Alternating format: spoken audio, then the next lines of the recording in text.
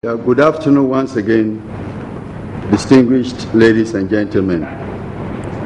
The police administration has noted with concern news item on a fraudulent recruitment exercise which was carried by a cross-section of the media today, the 2nd of March 2015, and wishes to further clarify the issue. On February 28, 2015, a number of police training schools across the country received batches of purported police recruits arriving for training when the police service has not embarked on any recruitment exercise. We want to emphasize that the service has not embarked on any recruitment exercise. The Ghana Police Service wishes to assure the general public that investigation has commenced into the incident to get to the bottom of it.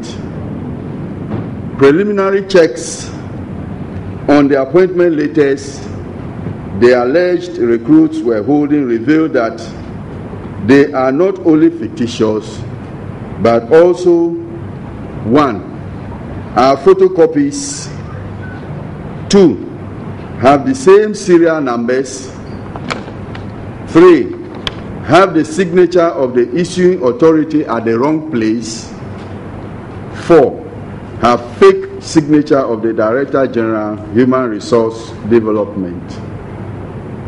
The police administration wishes to state that over the past couple of years, the service has been carrying out regular public announcements to caution the general public against recruitment fraud and also spell out the right process of recruitment to conscientize them. For the avoidance of doubt, before any recruitment exercise is carried out, 1, public announcement is carried out in the media to that effect. 2, forms are sold. 3, designated points of sale are indicated. 4, the cost of form is given, usually not more than 20 Ghana cedis in the past. 5, academic and personal data requirements are also spelled out. Ladies and gentlemen, in addition to the above, the recruitment process includes 1, shortlisting of qualified candidates, 2, inviting them to the various training schools for body selection and aptitude tests, 3, invitation of successful applicants for medical examination at the police hospital, repeat, police hospital, and not any other hospital, 4, criminal and background checks on successful applicants, and 5, finally, invitation of qualified candidates for training. It must be noted that lists of successful applicants are forwarded to the police hospital and the police training schools ahead of their medicals and training respectively. However, there are occasional reports of some faceless persons conducting fictitious recruitment exercises and extorting various sums of money from their victims, much against numerous cautions to the public to be wary of these fraudsters. Ladies and gentlemen, in the recent past, we have made a number of press conferences and press releases to this effect. One was as recent as July 7, 2015, and I addressed that press conference. 2015, January 7th, 2015, sorry. And I addressed that press conference. In that press conference, we paraded 5 suspects whom we have arrested for engaging in enlistment fraud. One of such suspects is known as Aisha Asumda, alias Aisha Bokumas. The 5 have been arraigned before court and are currently facing trial. They have been granted bail by the court, and permit me to add that they said Aisha, after she has been granted bail by the court, has gone back to perpetrate the offense. Our sector minister, the Honorable Minister of the Interior, has also added his voice to this warning or caution to the public to be wary of these fraudsters. Quite recently, he addressed the press in Bolgatanga when he was on a working visit there. But some of these cautions, or almost all of these cautions, are falling on deaf ears. Nonetheless, the police have always been on top of our work, gathering intelligence and arresting suspects for prosecution. We can state that 2 persons were arrested in connection with this particular incident on Friday, 27th of February 2015, a day before the supposed recruits reported. Unfortunately, those who have gone to bring the suspects are delayed, so we had to, at least for now, we can get their pictures for you, where they have been detained, because we had to detain. We don't have cells of our own now.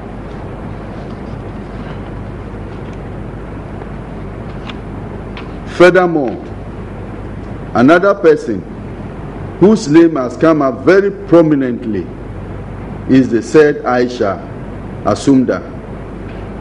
She was, as I said earlier on, arrested on 24th of December 2014 for a similar offense.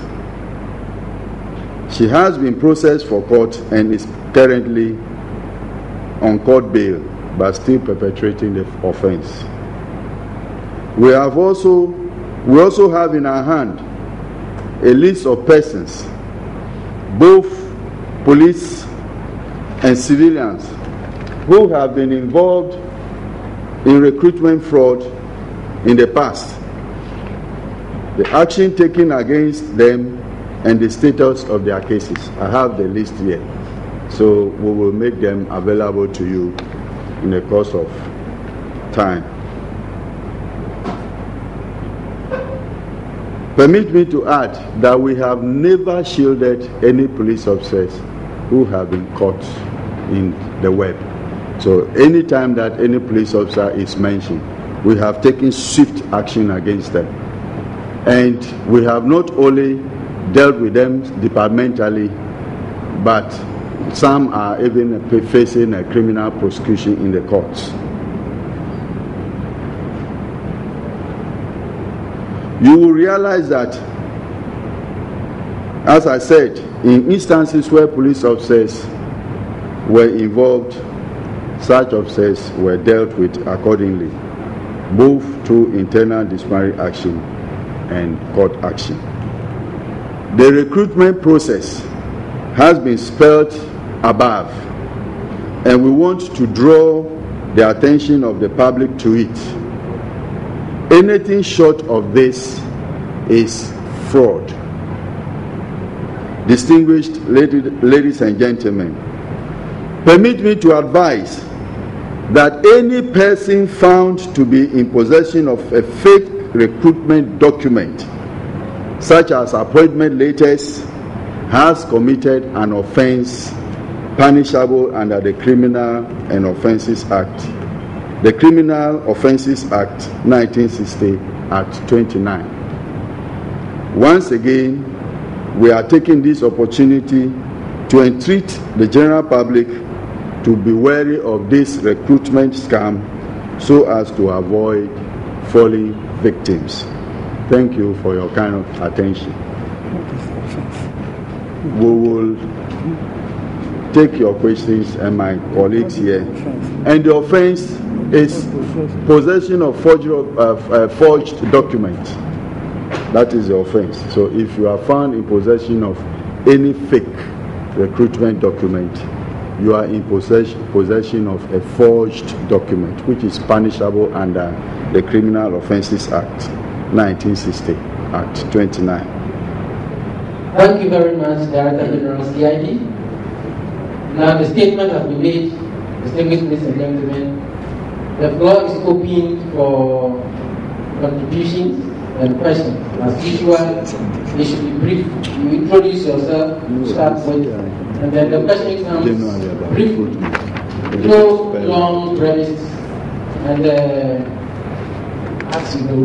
So the floor is open. The first person, okay, Mr. Tooth, come and do this one. Identify yourself. My name is Ibrahim Hassan. I work for Star. My question will premise on the note you entered on.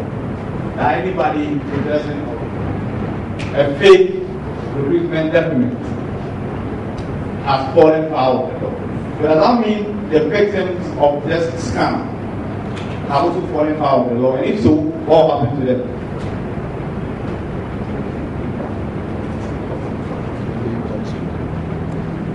Who else? My name is Peter Ada. I had a question for you. Now, we understand that there was arrival at almost all the training schools. A statement, in addition to what my colleague said, a statement be taken from all these people who arrived with the fake documents, and when are they going to be put before court? Again, how far have we gone? Because the way it looks like something that is so widespread, how far have we gone with the investigation to get the people behind this act? Thank you. Last one before we take this first batch. My name is Rashid. In your press statement, you made mention of one Aisha Asunda, who is currently under trial but has been granted bail by the court.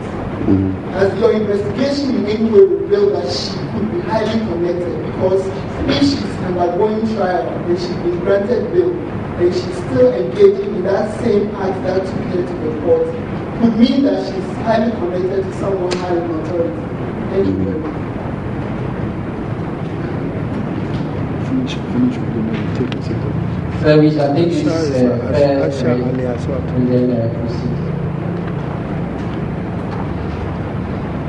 Aisha Asunda. Ali Asunda.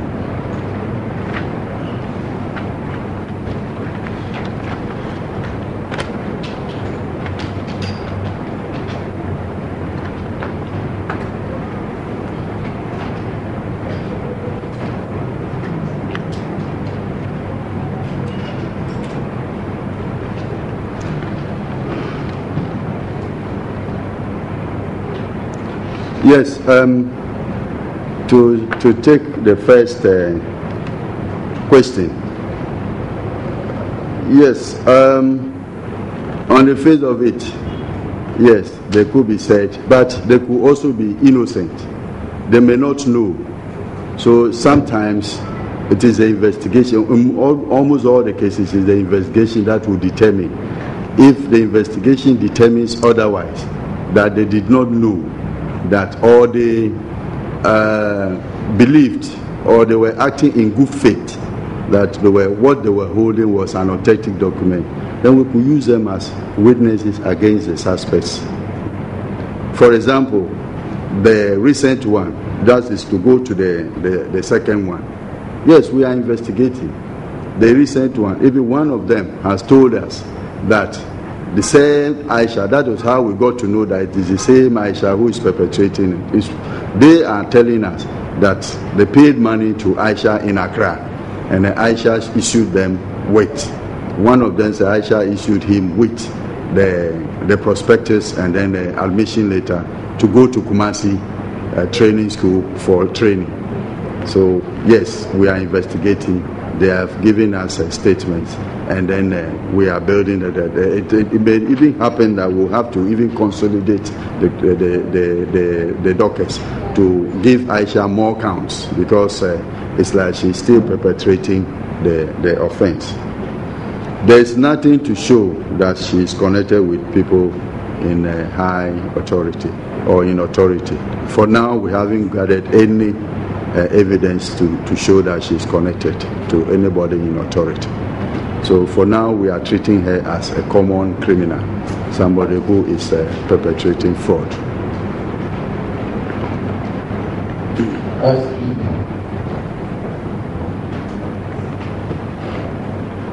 My name is Ikonis from Celebration. So my question is, we'd like to know if there have been a deliberate education over the years to educate the public on the recruitment process, like deliberate education, let's say spanning from 10 to 20 years, or is only when you need people to manage your ranks that you only bring out this education process. That's what we're doing. Thank you.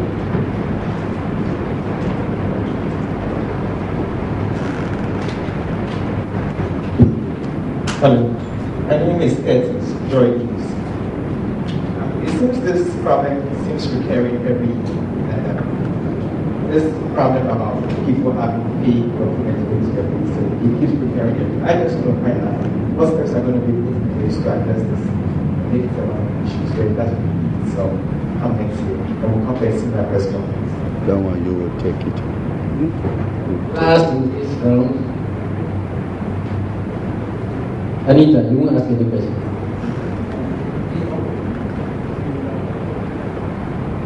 Mary, say something.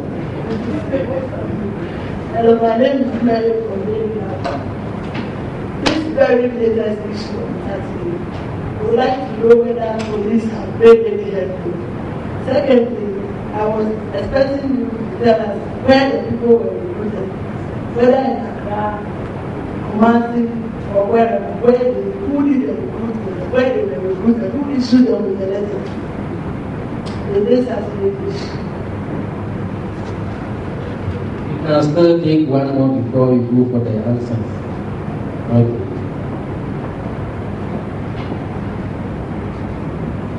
Good afternoon. My name is Shreman Ariaga. I'm from GTV. My question is, for an individual to act under the covers of the whole lawmaking body, as if maybe the police are undergoing recruitment, it's a serious crime. From the point of an individual, one would say that they feel that the police are asleep. Because it's more than just, I don't know how to start with you. Yes, sir. Sir, over to you. Please, I'm not too laughing, but first of all, Yes, to tackle the first question. Yes, we've been carrying out a lot of educational programs on fraud, not only on enlistment fraud, of the various kinds of frauds. My officer in charge of fraud, that is Chief Superintendent Mausi, some of you know him very well. He's been appearing on programs on radio and television to educate the public on fraud. But still we have people falling victim to fraud. It is not only enlistment fraud that people are falling victim to. People are falling victim to internet frauds, some popularly called 419, these marriage scams, and my officer has constantly been carrying out educational programs. But still, yes, we can't explain why people still continue to fall victim to these frauds, but we'll continue to do it. We'll continue to do the programs, and we hope that one day it will sink. With the second one, I'll let my colleague answer that question. Thank you. I think that one is a question about the ritual. Keep going on every year, enlistments come, and what are we doing about it? Through the press releases, we've told the public that before any enlistment, there will be a public notification through the print and electronic media. But people don't wait for that. And they go their own way to solicit or connive with people to take the enlistment letters.